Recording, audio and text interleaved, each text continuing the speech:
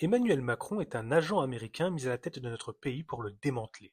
Je vous explique pourquoi et restez bien jusqu'à la fin car la chute est surprenante. Tout d'abord, rappelons que notre cher président fut formé chez les Rothschild, ce qui n'est pas à éluder pour comprendre qui il est. Dans le cadre de ma démonstration, je vous mets dans le contexte de l'affaire Alstom, car il faut bien que j'illustre mes propos.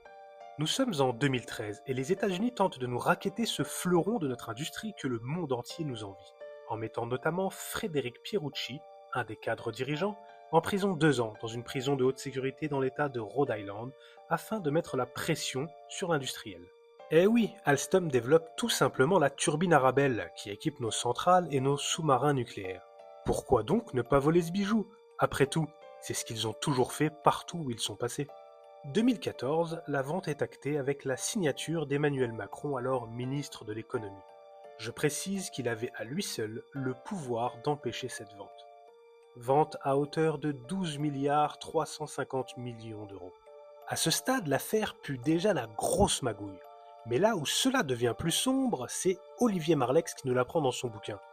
Et souvenez-vous bien de cet homme, on en reparle à la fin. En effet, lors de cette vente, les intermédiaires se gavent.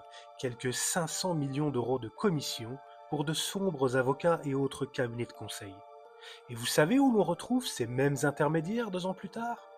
En fer de lance de la campagne présidentielle d'Emmanuel Macron, en étant les principaux donateurs. Bizarre, n'est-ce pas?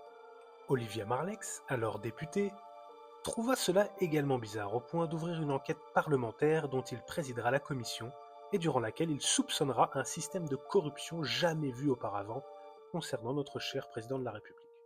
Président de la République qui aura chapeauté pas moins de 4 ventes comme celle d'Alstom. Celle d'Alcatel par exemple, fleuron français dans les télécommunications. Et vous voulez connaître la meilleure? Ou la pire? C'est que Macron nous a fait racheter les turbines Arabelle 2 fois plus cher qu'on les avait vendues et sans récupérer les brevets qu'on avait perdus lors de la vente. En toute honnêteté, ce n'est même pas ça le pire. Vous vous rappelez d'Olivier Marleix, l'auteur du livre et député président de la commission parlementaire? Eh bien, il se serait donné la mort 2 jours avant la parution de son bouquin. Et il n'est pas le seul. Ça fait beaucoup là, non? Dites-moi ce que vous en pensez en commentaire, et faites-moi savoir si ce format plus sérieux vous a plu.